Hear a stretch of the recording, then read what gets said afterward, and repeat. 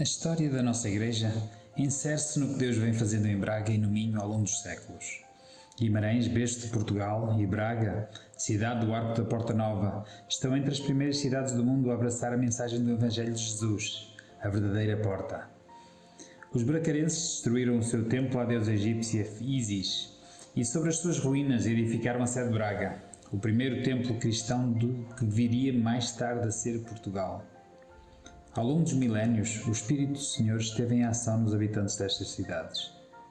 Hoje, na comemoração dos 45 anos da nossa Igreja, partilho um pouco da sua história, que começou 11 anos antes.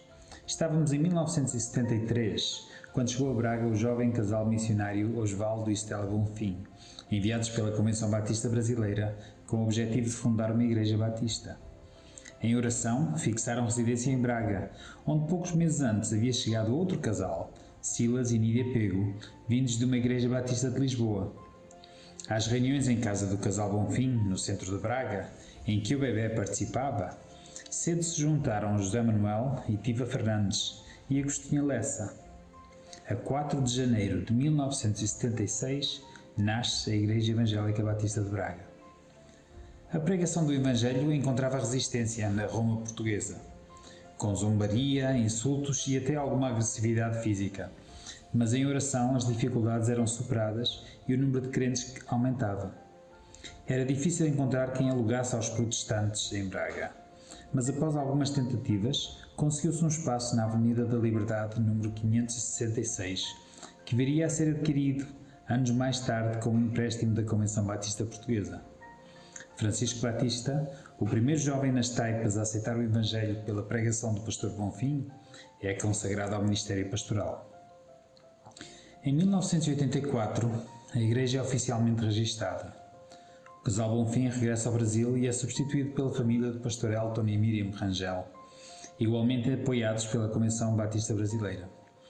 A igreja expande-se para Taipas e Guimarães e, devido ao seu crescimento, vende as instalações da Avenida de Liberdade e adquire, na Rua da Boa Vista, número 152, um edifício grande de 3 pisos em ruínas. Com o regresso do casal Rangel ao Brasil, a igreja é dirigida por Silas e Nídia Pego, com o apoio posterior do missionário brasileiro Samuel Mitt como pastor interino. Durante este período são iniciadas aulas de música para crianças nas instalações da igreja em Braga.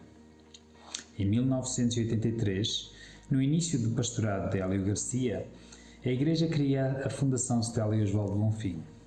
A Academia de Música da Fundação Stella e Osvaldo Bonfim, hoje Conservatório Bonfim, juntam-se os minilares para acolher crianças em risco e novos departamentos na área da infância e terceira idade, que se desenvolvem nas instalações da igreja, cujas ruínas vão paulatinamente sendo reconstruídas.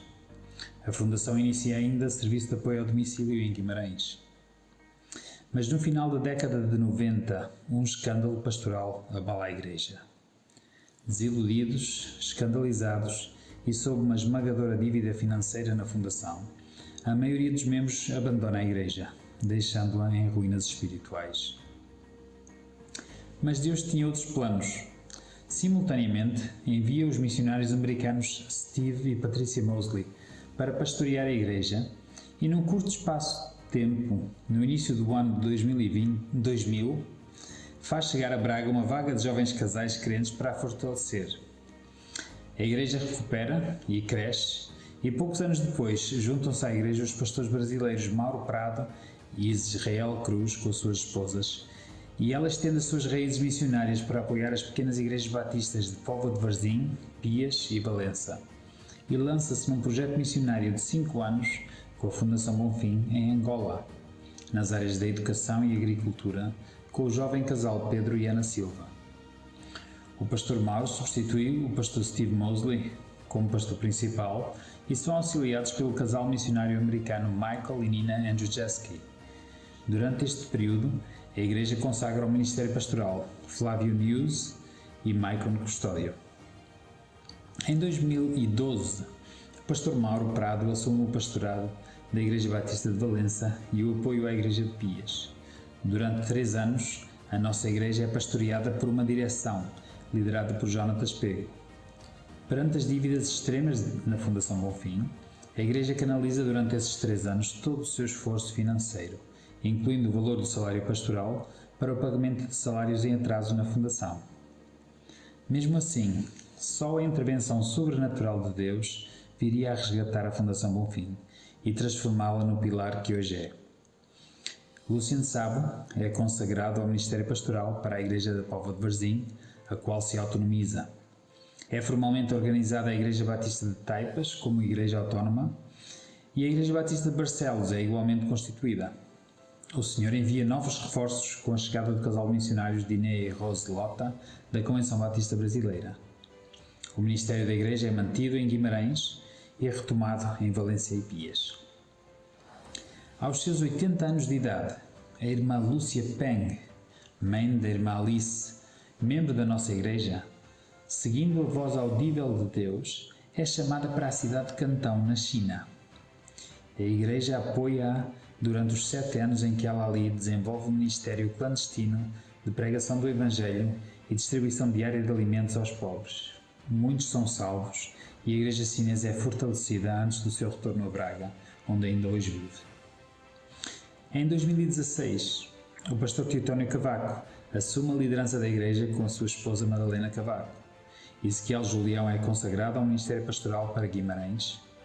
E dado o crescimento da Igreja e do Ministério da Fundação Bonfim, a Igreja vende as suas instalações à sua fundação e adquire uma quinta nos arredores de Braga, em Semeio, permitindo-lhe crescer e desenvolver novos ministérios, estando atualmente planeada a abertura de novos pontos de pregação do Evangelho em Vizela, Póvoa de Lanhoso e Famalicão. O tempo é curto para falar de todos quantos Deus usou para construir esta Igreja, todos igualmente valiosos aos seus olhos. Que Deus abençoe e dirija esta sua Igreja para a honra e glória de Jesus, nosso Senhor e Salvador.